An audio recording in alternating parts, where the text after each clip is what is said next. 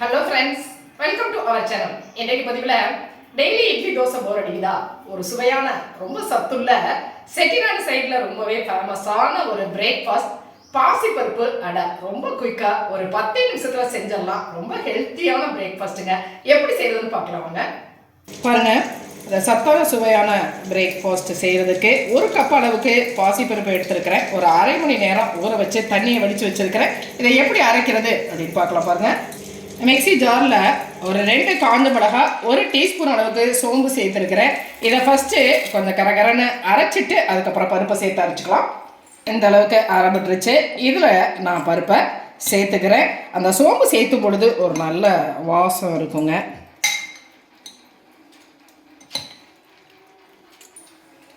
இதை கரகரப்பாக அரைச்சிட்டு அதுக்கப்புறம் இதை தண்ணி சேர்த்து அரைச்சிக்கலாம்.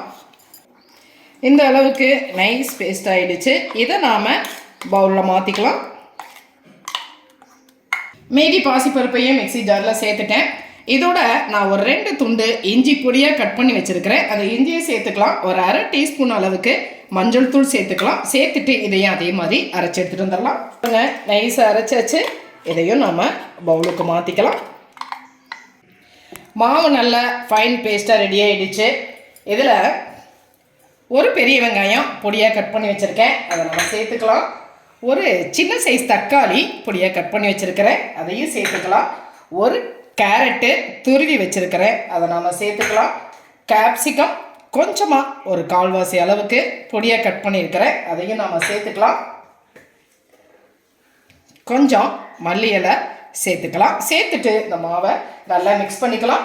இதோட நான் இன்றைக்கி 1 டீஸ்பூன் அளவுக்கு உப்பு சேர்த்துக்கிறேன். மிக்ஸ் பண்ணிக்கலாம். பாருங்கள்,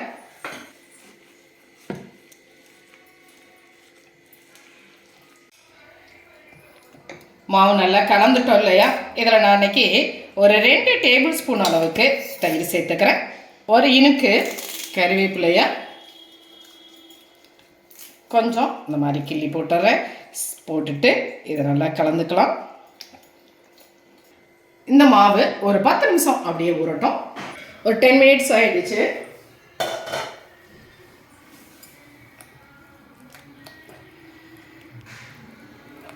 அடுப்பில் இந்த மாதிரி பேன் வச்சுருக்கிறேன். பேன் காஞ்சிருச்சு. லைட்டாக நான் எண்ணெய் சேர்த்துட்டேன்.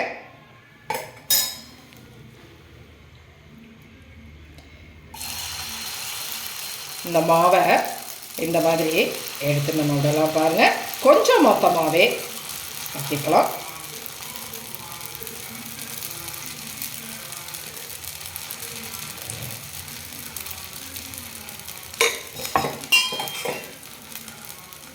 சுற்றி கொஞ்சமாக எண்ணெய் சேர்த்துட்டு இதை மூடி போட்டு மூடி வைக்கிறேன். 1 சைடு வேகட்டும். பாருங்கள், 1 சைடு வெந்துருச்சு. நான் மீடியம் ஃப்ளேமில் வச்சுருந்தேன். இப்போ இதை நம்ம அடுத்த சைடு திருப்பி விட்டுக்கலாம். திருப்பி விட்டு அடுத்த சைடு வேக விடலாம். கொஞ்சமாக எண்ணெய் சேர்த்துக்கலாம்.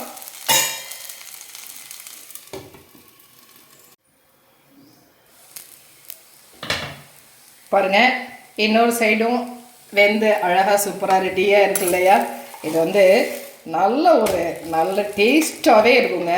இதை செட்டிநாடு சைடில் பாசிப்பருப்பு அடை அப்படின்னு தான் சொல்லுவாங்க. ஆனால் இப்போ இதை பாசிப்பருப்பு பேன் கேக் அந்த மாதிரிலாம் சொல்லிட்டு இருக்காங்க. ஆனால் நல்லா ஹை ப்ரோட்டீனோட ஒரு நல்ல சத்தான ஒரு அடை ரெடி ஆகிடுச்சு. ரொம்பவே சாப்பிட்றதுக்கு நல்ல டேஸ்ட்டாக இருக்கும். இந்த ஸ்டேஜில் நம்ம இதை எடுத்துடலாம்.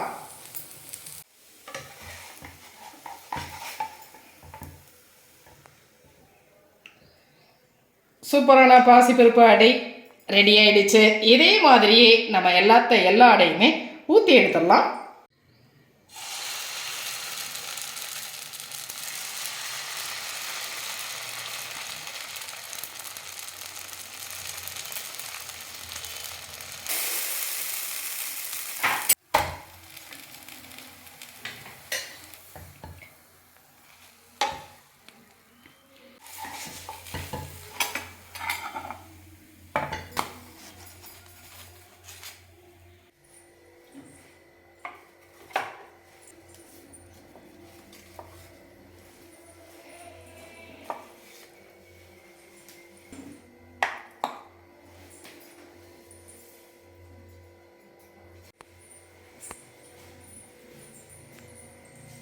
ரொம்பவே ஒரு சத்துள்ள ஒரு ஐட்டங்க, எல்லாருக்குமே பிடிக்கும்.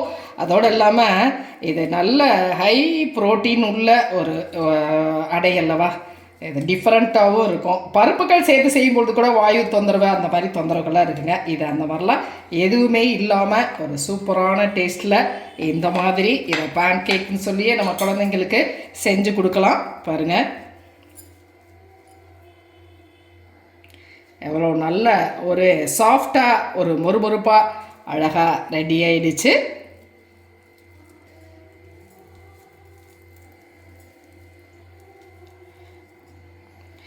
இதை இந்த மாதிரி சட்னியோட அல்லது சாஸோட, தேங்காய் சட்னியோட, இல்லை அப்படியே சட்னி இல்லாமல் சும்மாவும் சாப்பிட்லாம். ரொம்பவே நல்ல சூப்பர் டேஸ்ட்டாக இருக்குங்க. பார்த்தீங்களா, சுவையான ரொம்ப சத்தான பாசிப்பருப்பு அடை, பாசிப்பருப்பு பேன் கேக் ரெடி ஆயிடுச்சு. இது எல்லாருக்குமே ரொம்ப பிடிக்குங்க. செஞ்சு பார்த்துட்டு உங்களுடைய கமெண்ட்டை சொல்லுங்க. இந்த பதிவு உங்களுக்கு பிடிச்சிருந்துச்சுன்னா சப்ஸ்கிரைப் பண்ண மறக்காதீங்க. லைக் பண்ணுங்க, கமெண்ட் பண்ணுங்க, ஷேர் பண்ணுங்க. மற்றும் ஒரு பதிவில் உங்களை மறுபடியும் சந்திக்கிறேன். நன்றி.